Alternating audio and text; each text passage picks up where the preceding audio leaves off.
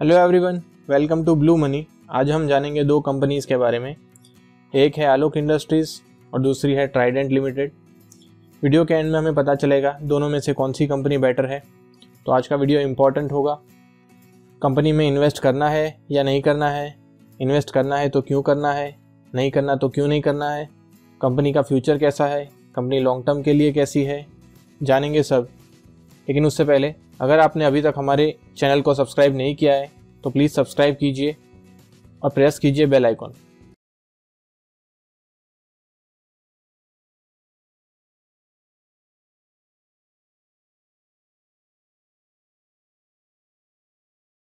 ये एक वेबसाइट है screener.in। कंपनी को इवैल्यूएट करने के लिए जो भी डेटा, जो भी इंफॉर्मेशन आपको चाहिए वो सब यहाँ पर मिल जाएगी। ज़्यादा कुछ नहीं करना है, बस एक फ्री अकाउंट क्रिएट करना है और उसी को यूज़ करते रहना है। तो चलते हैं हमारी पहली कंपनी की तरफ, आलोक इंडस्ट्रीज।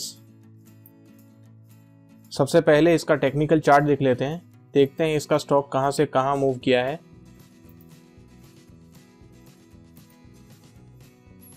तो जैसा कि आप देख सकते हैं, बहुत लंबे टाइम तक फ्लैट रहने के बाद ये स्टॉक करीबन 5 रुपये से बढ़कर 50 रुपये तक गया है और करंटली 20 रुपये के आसपास ट्रेड कर रहा है। तो आइए चलते हैं हमारे स्टेप 1 की तरफ। कंपनी के कुछ इम्पोर्टेंट फाइनेंशियल रेशियोज पे नज़र डालते हैं। वैसे तो मैं अपने पुराने वीडियो में बता चुका हूँ, लेकिन एक बार फिर से क्विकली देख लेते हैं इन रेशियोज़ का मतलब। इंटरेस्ट कवरेज रेशियो, कंपनी के पास इंटरेस्ट पे करने के लिए कितना कैश अवेलेबल है वो हमें इस नंबर से पता चलेगा। जितना ज़्यादा हाई होगा ये नंबर, उतना ही कैश रिच मानी जाएगी कंपनी। उसके बाद है debt to equity. Debt to equity मतलब कंपनी अपने डेट को कितने अच्छे से मैनेज कर पा रही है, वो हमें इस नंबर से पता चलेगा। ये नंबर 1 से ज़्यादा नहीं होना चाहिए। उसके बाद है price to earnings. Company current market price पर एक्सपेंसिव है या फिर अट्रैक्टिव है, वो हमें इस नंबर से पता चलेगा। उसके बाद है ईपीएस। ईपीएस अर्निंग्स पर शेयर, कंपनी के एक शेयर पर होने वाली कमाई। ईपीएस का ग्रोथ मतलब कंपनी का ग्रोथ, ईपीएस में ड्रॉप मतलब कंपनी कुछ खास परफॉर्म नहीं कर पा रही है। तो यहाँ पर अगर आलोक इंडस्ट्रीज़ का इंटरेस्ट कवरेज रेशियो देखा जाए तो -1.97 है। हम इसे मिनिमम 5 प्रीफर करते हैं, लेकिन यहाँ पर है माइनस। तो यहीं से हमें शक होना चाहिए कि इस कंपनी में कुछ ना कुछ कैश रिलेटेड गड़बड़ चल रही है। उसके बाद डेट टू इक्विटी की बात करें तो यहाँ पर वो इन्फॉर्मेशन अवेलेबल ही नहीं है, मतलब कि कंपनी में डेट रिलेटेड इश्यू भी चल रहे हैं। प्राइस टू अर्निंग्स भी नहीं है और ईपीएस वो भी नेगेटिव दिखा रहा है। मतलब यहीं से मुझे ये कंपनी के फंडामेंटल्स बहुत ही ज़्यादा वीक नज़र आ रहे हैं। तो इस कंपनी में इन्वेस्ट करने से पहले मैं बहुत ज़्यादा सोच समझ कर आगे बढ़ूंगा। अगर आपको वीडियो यहाँ तक पसंद आया है तो प्लीज़ हमारे चैनल को सब्सक्राइब कीजिए और प्रेस कीजिए बेल आइकॉन। स्टेप 2 में हम पीई रेशियो को उसी सेक्टर की कंपनियों के साथ कंपेयर करते हैं, लेकिन यहाँ पर पीई रेशियो अवेलेबल ही नहीं है। फिर भी एक बार पीयर्स के साथ कंपेयर करते हैं कि और कितनी अच्छी कंपनियां इस सेक्टर में हैं। तो जैसा कि आप देख सकते हैं, इस सेक्टर में सबसे कम पीई वाली कंपनी है गणेशा इको।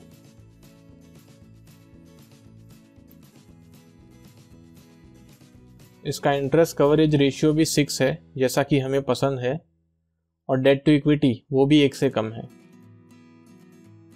तो स्टेप 2 में हमें पता चल चुका है कि आलोक इंडस्ट्रीज से बेहतर गणेशा इको है जहां पर इन्वेस्ट किया जा सकता है, और पूरे सेक्टर में सबसे कम पीई वाली कंपनी भी गणेशा ही है।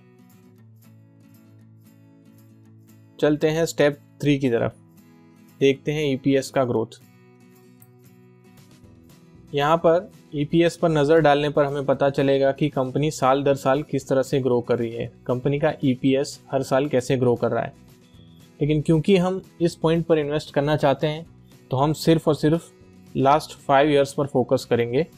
तो लास्ट 5 इयर्स यहाँ पर हम देखते हैं तो 2016 में EPS नेगेटिव था 31.63, next year -22.39, next year negative growth, 2019 में पॉजिटिव और लेटेस्ट है 5.93। मतलब इसका EPS बहुत ही अनएक्सपेक्टेड रहा है, ऊपर जा रहा है, नीचे जा रहा है, नेगेटिव भी हो रहा है। तो मैं तो इस कंपनी को प्रेफर नहीं करूंगा। अगर ये कंपनी 5 सालों से इसी तरह काम कर रही है तो ये जो मूव आया था 5 रुपए से लेकर 50 रुपए वाला, वो मूव में कुछ गड़बड़ थी और उसके बाद से स्टॉक गिरना शुरू हो गया है। तो यहाँ पर बहुत सारे लोगों का लॉस हुआ है और आगे भी पता नहीं इस कंपनी में क्या होगा। तो ऐसी कंपनी से हमें दूर रहना चाहिए। हो सकता है आपके फ्रेंड्स, आपके रिलेटिव्स, आपका ब्रोकर कोई ये बोले कि उसके पास अंदर की खबर है, लेकिन याद रखिए ऐसी अंदर की खबर की वजह से एक दिन आप मार्केट से बाहर हो सकते हैं। तो ऐसे स्टॉक से दूर रहें, ऐसी कंपनी से दूर रहें, बिल्कुल भी इन्वेस्ट ना करें। अब इस कंपनी के प्रमोटर होल्डिंग्स पर जरा नजर डाल लेते हैं। तो जैसा कि हम लोग देख पा रहे हैं, दिसंबर 2017 से प्रमोटर्स होल्डिंग एकदम कम होती रही है, लगातार कम हो रही है और जून 2020 में यहाँ 0 दिखा रहा है। अगर ये बिजनेस इतना ही अच्छा चल रहा था तो ये लोग अपना स्टेक बेचकर क्यों निकल रहे हैं? अब तो इस कंपनी में बिल्कुल भी इन्वेस्ट नहीं किया जा सकता। इस कंपनी में हमारा इन्वेस्टमेंट हमेशा रिस्क पर रहेगा। तो मेरी एडवाइस है इस कंपनी को अवॉइड किया जा सकता है। चलते हैं दूसरी कंपनी की तरफ, ट्राइडेंट लिमिटेड। यहाँ पर भी हम वही सेम 3 स्टेप फॉलो करेंगे। देख लेते हैं चार्ट।